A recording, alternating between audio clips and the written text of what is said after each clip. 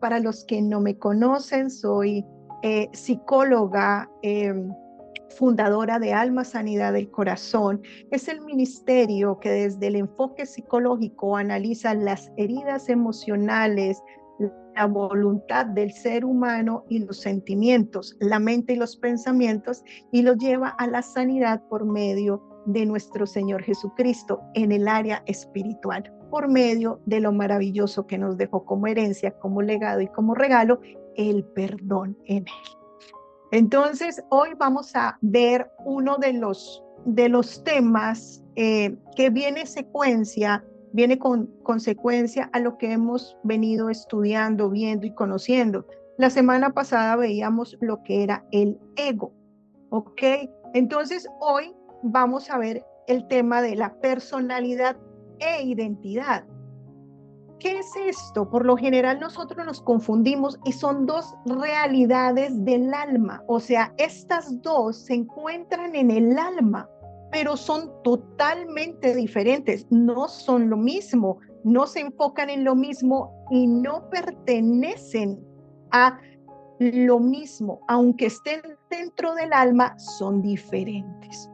Una es lo que somos realmente y la otra es cómo nos mostramos según el trayecto entre ambas, ¿sí? Y hay una confusión en el porcentaje muy alto de la humanidad que le cuesta la sanidad a muchísima gente porque creen que lo que hacen son, que lo que les pasó son, que su historia, como fueron formados, los que le tocó vivir, lo que les tocó escuchar, lo que le dijeron, es lo que define quiénes son, que su historia está ahí en esas palabras que escucharon, en el medio ambiente que crecieron, en la forma en que los trataron y que ahí son lo que son. Y esto hay que desmentirlo y desarmarlo desde adentro, porque la personalidad y la identidad son totalmente diferentes.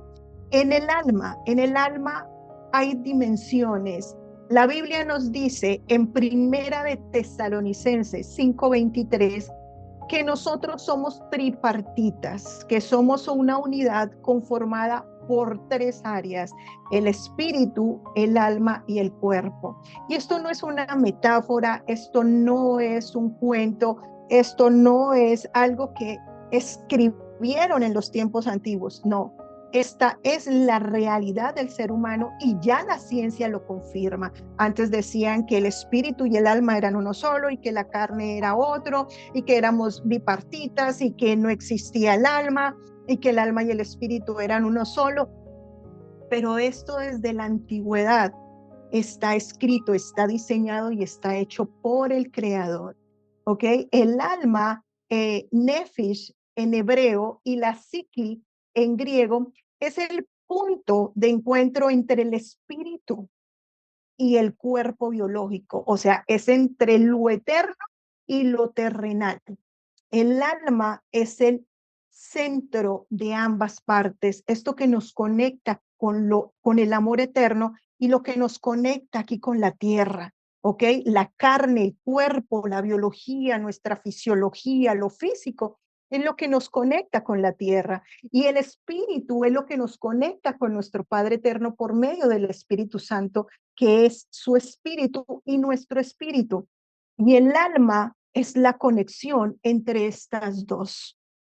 ¿Cómo tenemos nosotros el alma para saber que el Espíritu de Dios se conecta con nosotros para dar buenos resultados aquí en la tierra? ¿O cómo sabemos cómo es nuestra vida aquí en la tierra para saber que no tenemos conexión con el Eterno? Así la busquemos, así la deseemos.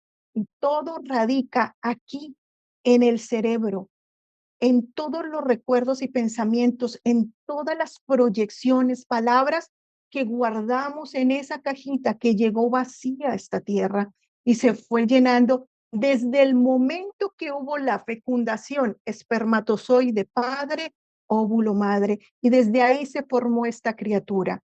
En esta alma que empezó a formarse desde que hubo la explosión de vida dentro del vientre de nuestra madre o de nuestro vientre cuando somos madres, están las emociones, el sentir y el pensar, está la voluntad, que es el ejecutar las cosas, y está la mente, que es el pensamiento con las creencias. Estas tres cosas forman una conexión.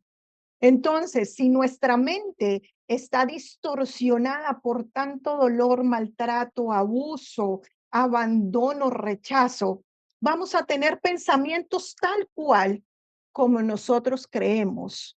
Las emociones son aquellas que nos permiten sentir y procesar cada cosa que llega a nuestro ser. Y la voluntad es lo que por medio de nosotros sacamos hacia las personas, hacia la sociedad, hacia la gente, hacia nuestra familia, hacia el mundo. Entonces, es exactamente en este territorio donde habita todo esto que con frecuencia se confunde la personalidad con la identidad. ¿Ok? La personalidad es aquello que con el tiempo se va desarrollando. Ningún bebé nace con personalidad. Ningún bebé tiene personalidad, porque la personalidad va en el pensamiento, en el lóbulo prefrontal, o sea, en la conciencia. El bebé, cuando nosotros nacemos, solamente tenemos un componente que no se puede ni distorsionar, ni cambiar, ni moldear, que se llama temperamento. El temperamento es innato del ser humano, que nos hace más fuertes o nos hace un poco más introvertidos o nos hace más hablantes o nos hace líderes o nos hace ejecutores o no. Este temperamento es dado por Dios por el propósito que Él mismo nos entrega antes de venir a este mundo. Es decir, si yo tengo la facultad de hablar con personas, no voy a tener un temperamento huidizo, escurridizo o temeroso. ¿Por qué? Porque no voy a poder avanzar en mi propósito de vida. Si yo nací para una ejecución interna, quieta, quietada, pues me va a dar un temperamento calmado, discreto, distante, pero no necesariamente estos términos tienen que ser maldad o malo o trauma o herida. No, es dependiendo para lo que el Señor me ha diseñado, para lo que el Padre Eterno, para lo que el Creador me ha diseñado. Entonces, vemos que el temperamento es innato. La personalidad es ese traje que aprendimos a ponernos cada vez que había un patrón de comportamiento para estabilizar nuestro pensamiento, nuestra emoción y nuestras conductas, ¿sí? En la psicología se mapean este tipo de situaciones y dan apertura a la responsabilidad, a la introspección, a la amabilidad, al neurotismo, a las reacciones, a los pensamientos erróneos, etcétera.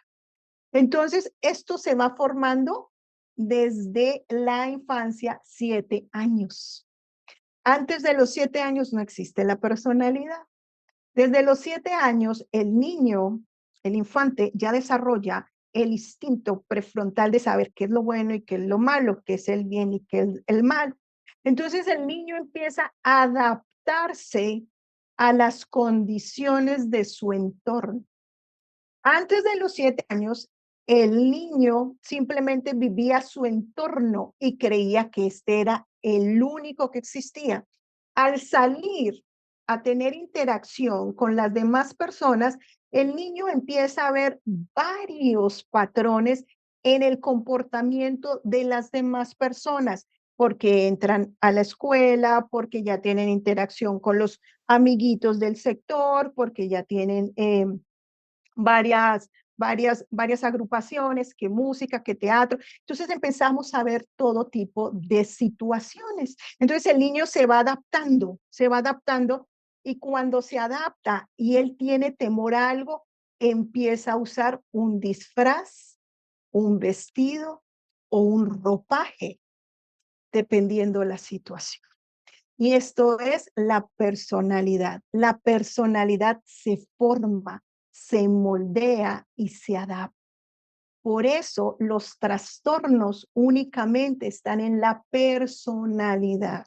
No hay trastornos del temperamento y no hay trastornos del carácter. Solamente son en la personalidad porque es lo único que es maleable, es lo único que se adapta. ¿Sí? Los niños, los adolescentes empiezan esta facultad de tener un ropaje para cada situación. Tienen un ropaje para la familia, tienen un ropaje para los padres, tienen un ropaje para los amigos, tienen un ropaje para su entorno, tienen un ropaje incluso para ellos mismos. Algunos que se avergüenzan, otros son introvertidos, otros son extrovertidos, otros son afanados, otros se van por algún tipo de adicción, otros se van por algún tipo de situaciones nefastas, etcétera. ¿Por qué? Porque la personalidad engaña.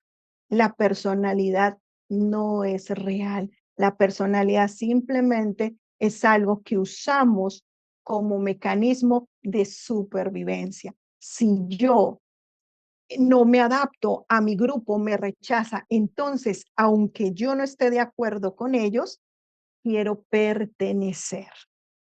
Y automáticamente voy a convertirme como el camaleón según el color del entorno en el que esté. Neurológicamente hablando, esto es algo fascinante porque vemos que la personalidad vive principalmente en el consciente, en la corteza prefrontal, en el sistema límbico, que es el que está en el ahora, en el hoy, ¿sí? Entonces, cada vez que vemos esto, pues entonces vamos a empezar a desarrollar emociones con razón. No que tengan la razón, sino con razón. Es decir, si yo estoy triste, me pongo un ropaje de alegría y muestro que estoy bien.